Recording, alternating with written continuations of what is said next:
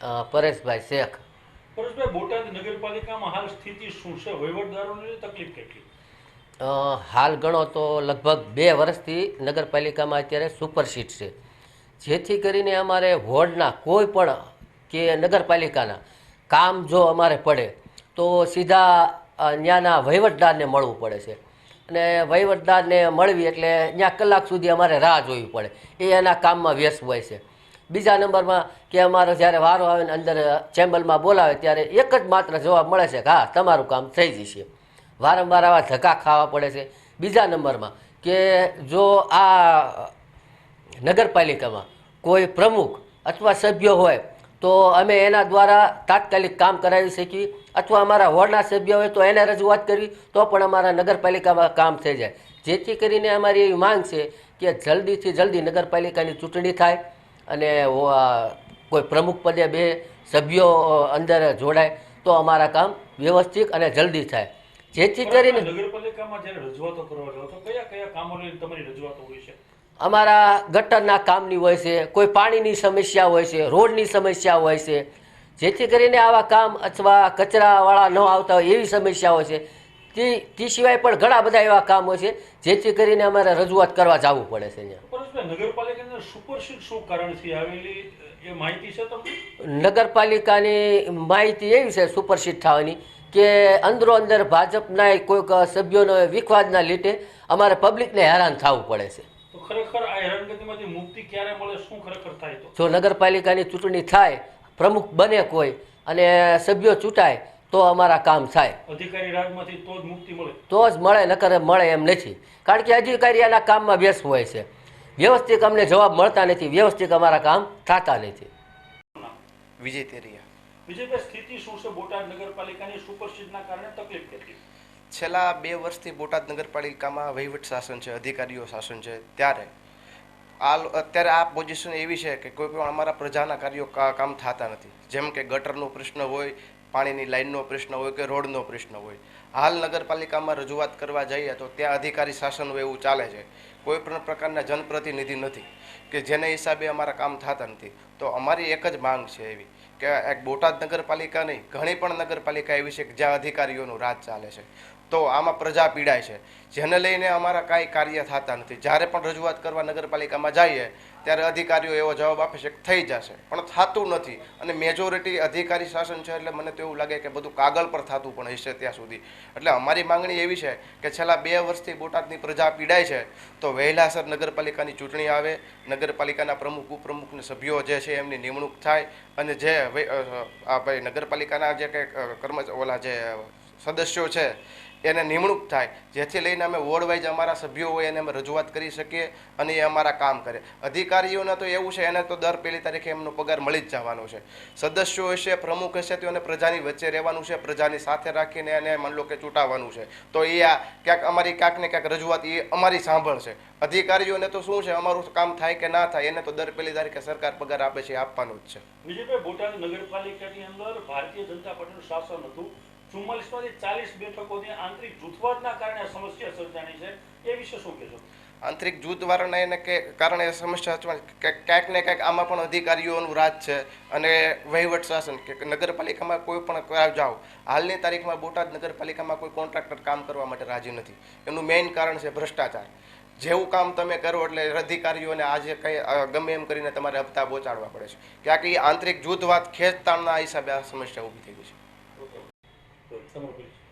સાવલિયા ચંદુભાઈ હિંમતભાઈ, બોટાદ શહેર પ્રમુખ, ભારતીય જનતા પાર્ટી. ચંદુભાઈ, બોટાદ નગરપાલિકામાં છેલ્લા ઘણા સમયથી સુપરસીટ છે, જેને લઈ લોકોને કેટલી તકલીફ પડે અને આ સ્થિતિ શું છે? આપણે જોઈએ તો છેલ્લા 2 વર્ષથી બોટાદ નગરપાલિકામાં સુપરસીટ છે. ત્યારે બોટાદ શહેરની અંદર આ જે સુપરસીટ છે એની ક્યાંક ને ક્યાંક અસર જોવા મળે. તો બોટાદ શહેરની અંદર દરેક વોર્ડની અંદર બોટાદ ભારતીય જનતા પાર્ટી સંગઠન દરેક લોકોના નાના મોટા પ્રશ્નો હોય, જેવા કે પાણી છે, સ્ટ્રીટ લાઇટ છે, રોડ છે, એવા હરેક પ્રશ્નોના અમે નિરાકરણ લાવીએ છીએ સાથે રહી. અને લોકોની અંદર અમારી જે ફરજ છે ભારતીય જનતા પાર્ટીના કાર્યકર્તા તરીકે એમના જે પ્રશ્નો હોય નાના મોટા એ ધ્યાને લઈ ખૂબ અમે સહકારથી દરેક લોકો સાથે કામ કરી રહ્યા છીએ. ચંદુભાઈ, લોકોનું એવું પણ કહેવું છે કે જનપ્રતિનિધિ હોય અને અધિકારીઓ હોય તો જનપ્રતિનિધિ પાસે સહેલાઈથી કામ થાય જ્યારે અધિકારીઓ પર ધક્કા ખાવા પડે છે. હકીકત શું છે અત્યારે આવી ખરી? જનપ્રતિનિધિ એ લોકો વચ્ચેથી આવતા હોય છે, લોકો સાથે સીધા જોડાયેલા હોય છે. લોકોના નાના મોટા પ્રશ્ન હોય જે તે વિસ્તારમાંથી એ છૂટાય અને નગરપાલિકામાં લોકો જ્યારે મોકલે છે ત્યારે એ વિસ્તારના પ્રશ્નો હરેક એને ખ્યાલ હોય છે. એ વિસ્તારના લોકો એમનાથી પરિચિત હોય છે, એટલે સહેલાઈથી એમની સાથે મળી અને એમના જે નાના મોટા પ્રશ્ન હોય એની રજૂઆત કરી અને નગરપાલિકામાં એ પ્રશ્નનું નિરાકરણ લાવતા હોય છે. જ્યારે એવું બને છે કે અધિકારીઓ સમયાંતરે બદલતા રહેતા હોય છે, કારણ કે સરકારના જે ગાઈડલાઇન મુજબ, તો એ જ્યારે નગરપાલિકામાં રજૂઆત કરવા જાય ત્યારે એ અધિકારી એ લોકોને નથી ઓળખતા અને લોકો એ અધિકારીને બરાબર પરિચિત નથી હોતા, જેથી કરી અને લોકોના જે પ્રશ્ન હોય એનું નિરાકરણ નથી થતું. પણ જ્યારે એ લોકો અમને મળે છે, ભારતીય જનતા પાર્ટી સંગઠનના કોઈ પણ અમારા દરેક વોર્ડની અંદર વોર્ડ પ્રમુખો છે, નીચે ટીમ છે, એમને મળે છે ત્યારે એના જે પ્રશ્નો હોય છે એ અમે સાથે રહી અધિકારી પાસે જઈ એના પ્રશ્નોનું નિરાકરણ લાવી છીએ અને એના નાના મોટા જે પ્રશ્નો હોય આ બોટાદ શહેરના અમે એક પ્રશ્ન કોઈ પણને અગવડતા ન પડે પૂરેપૂરી રીતે કાળજી લઈએ છીએ અને એના હરેક પ્રશ્નનું નિરાકરણ દરેક અધિકારી સાથે સંકલન કરી અને અમે કામ આજે બોટાદ શહેરમાં કરી રહ્યા છીએ. ચંદુભાઈ, ભાજપના આંતરિક જૂથવાદના કારણે સુપરસીટ થઈ, લોકોની માંગ છે ફરી નગરપાલિકાની ચૂંટણી આવે તો જનપ્રતિનિધિ ફરી મળે, પ્રમુખ મળે તો કામ થાય. તમે શું માનો છો? ચોક્કસથી નગરપાલિકાની ચૂંટણી યોજાવી જોઈએ. આવતા સમયમાં અમારી પણ માંગ છે અને જો પ્રતિનિધિઓ આવશે તો જે તે વિસ્તારની અંદર જે રોડ રસ્તાના કામ હોય, પાણીના કામ હોય, ગટરના કામ હોય, સ્ટ્રીટ લાઇટના કામ હોય કે અન્ય બીજા કામ હોય તો સહેલાઈથી થશે.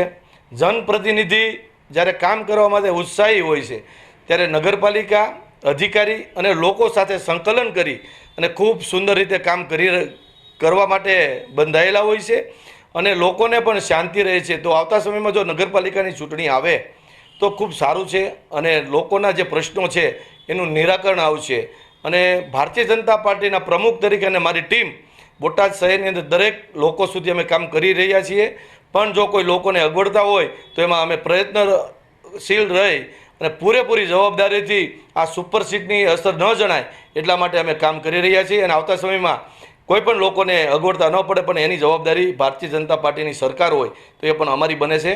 એને અમે ક્યારેય પણ કોઈ લોકોને ખરાબ અનુભવ નહીં થવા દઈએ, એ મારી જવાબદારી છે. ચંદુભાઈ, નગરપાલિકાની ફરી કદાચ ચૂંટણી આવે, જાહેર થાય તો ફરી આંતરિક જૂથવાદ ન સર્જાય અને જનપ્રતિનિધિઓના કારણે સુપરસીડ ન થાય તેના માટે કેવું આયોજન કરવાની તૈયારી રાખશો?